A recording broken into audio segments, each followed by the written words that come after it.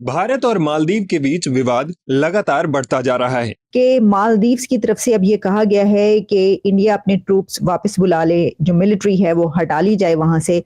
और ये डेवलपमेंट तब हुई है जब मालदीव्स के प्रेसिडेंट अभी हाल ही में चाइना से आए हैं एज ही लैंड्स इन। अच्छा, मोहम्मद मुइज़ जो कि प्रेसिडेंट है मालदीव्स का, आपको पता ही, हमने आपको बताया था, ये गया था चीन में ये मिला अपने चाचा शी जिनपिंग से।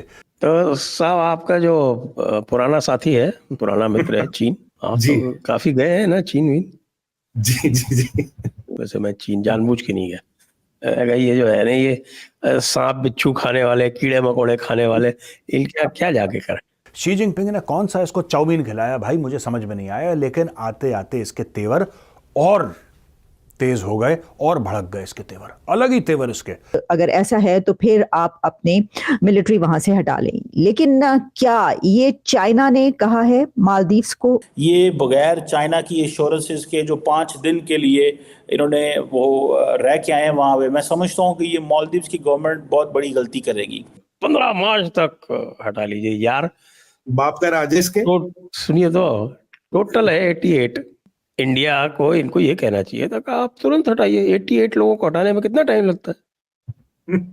एक हेलीकॉप्टर है, कुछ बोट शोट है, एक दिन का नोटिस 48 आवर्स का देना चाहिए था इनको नोटिस। मालदीव्स ये अफोर्ड कर सकता है या चाइना अफोर्ड कर सकता है?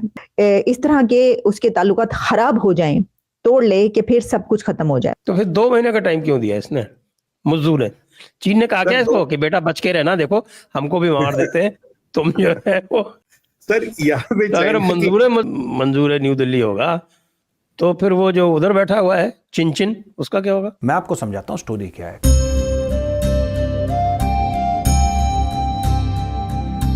जय हिंद दोस्तों, MBM न्यूज़ में आपका स्वागत है। जैसा कि आप लोग जानते हैं, जब से मोदी जी ने लक्षद्वीप को प्रमोट करना शुरू किया है, मालदीव्स के हाथ पैर फूल गए हैं और उनका प्रेसिडेंट अभी चाइना से भीख मांग कर आ रहा है और वापस आते ही वो चाइना की भाषा बोल रहा है और भारत को अल्टीमेटम दे दिया है कि 15 मार्च से पहले भारत अपनी आर्मी मालदीव से निकाल ले। कोई उससे पूछे कि भारत की आर्मी मालदीव में क्या कर रही है, वो मालदीव की रक्षा के लिए आई थी और मालदीव के कहने पर ही भारतीय आर्मी वहाँ पर है, कोई अपनी मर्ज़ी से वहाँ पर नहीं गया था। लेकिन इस स्टेटमेंट के आने के बाद लगता है मोइज़ो की कुर्सी उसके हाथ से छीनने वाली है, क्योंकि मालदीव की जनता को भी मालूम है कि जो चाइना के ट्रैप में आता है उस देश का हाल श्रीलंका जैसा हो जाता है। तो चलिए दोस्तों, देखते हैं आज का वीडियो और अपनी राय आप हमें कमेंट करके ज़रूर बताइए कि आपको क्या लगता है कि भारत को क्या कदम उठाने चाहिए। तो चलिए दोस्तों, शुरू करते हैं आज का वीडियो। जय हिंद, जय भारत। अगर मुज्जू देखिए, आप मुज्जू कह रहा है कि 15 मार्च तक हटा लीजिए यार। बाप का राजेश के तो सुनिए, तो टोटल है 88।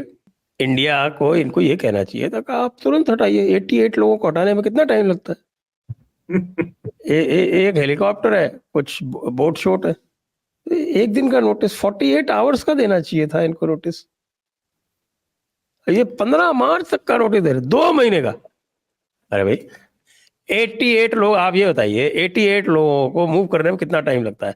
आपने तो बहुत सारी कंपनीज में काम किया, लॉजिस्टिक्स खूब देखा है आपने, बताइए मुझको आप 88 लोगों को मैं इक्विपमेंट के मूव करने में कितना टाइम लगता है? 48 घंटे मैक्सिमम। कितना टाइम लगेगा और कितना टाइम लगेगा? एक AN-32 भेजेंगे तो सारा मैन मशीनरी एक में ही आ जाएगा, तो जरूरत ही नहीं कुछ और करने की। तो फिर 2 महीने का टाइम क्यों दिया इसने, मुज्जू ने?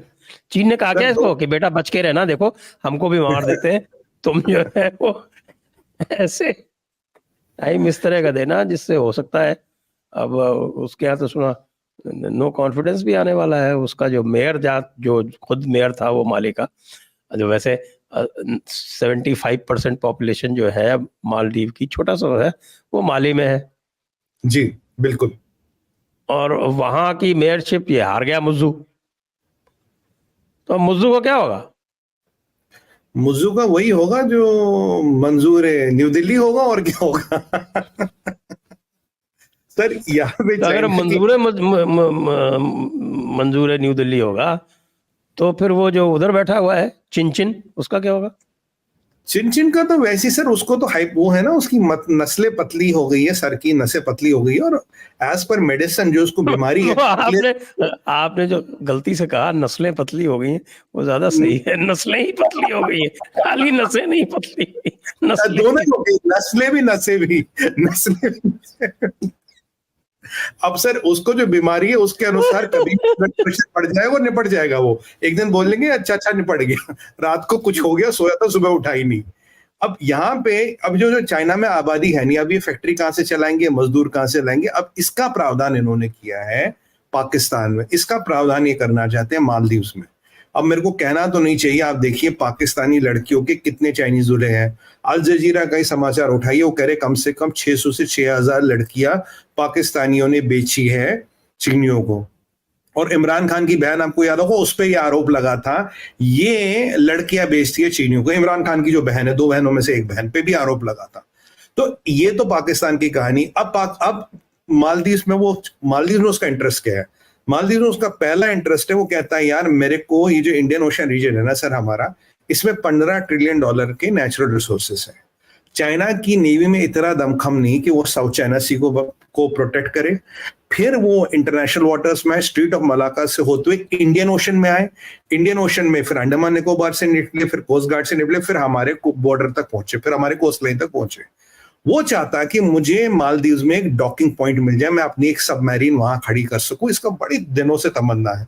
2 चीजें होगी, एक जो हमारा अंडमान निकोबार का पोस्ट है थोड़ा उसको काउंटर कर पाएगा, दूसरा अगर उससे फुटहोल्ड की जगह मिल गई इंडियन ओशन में, जो $15 ट्रिलियन का मिनरल है, जिसमें इंडिया अभी डीप सी एक्सकवेशन करने की 4-5 कंट्रियों में ही कैपेबिलिटी है, तो मैं उसमें प्लेयर बन जाऊंगा और मालदीव्स को फोकट में खा जाऊंगा। इनके यहाँ भी एजुकेशन एक कैंप खोल दूंगा, इनको फोकट में खा जाऊंगा। और ये पता है जो मुझू से स्टेटमेंट दिलाया कि इंडिया इज अ बुली। देखिए इंडिया की इमेज बहुत अच्छी है, हाथ देगा। चाइना एग्रेसर है, चाइना ये क्या कहते हैं डेट डिप्लोमेसी करता है, चाइना डीएनए इंजीनियरिंग करता है, चाइना लोगों की टेरिटरी खाता है, डेट ट्रैपिंग करता है। भारत का ऐसा कोई भी भारत पर आरोप तक नहीं है।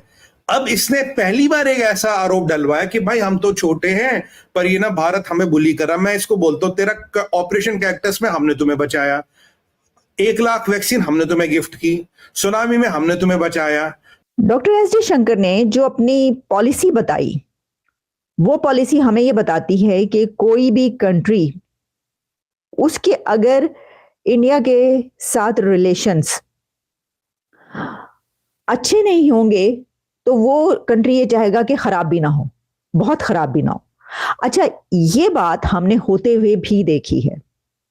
मैं आपको वो भी बताऊंगी कि हमने कहां पर होते देखी है, लेकिन जो इस वक्त खास तौर पर हमें सिनेरियो नजर आ रहा है उसमें चाइना और मालदीव्स के साथ इंडिया के जो रिलेशंस हैं, और जो अभी मालदीव्स और इंडिया के बीच जो एक रिफ्ट देखने को मिली और उसके बाद उनकी तरफ से जो डिमांड की गई है मिलिट्री को करने की, तो क्या मालदीव्स ये अफोर्ड कर सकता है या चाइना अफोर्ड कर सकता है या कोई भी कंट्री ये अफोर्ड कर सकता है कि वो इंडिया के साथ इस तरह के उसके ताल्लुकात खराब हो जाएं, तोड़ ले कि फिर सब कुछ खत्म हो जाए?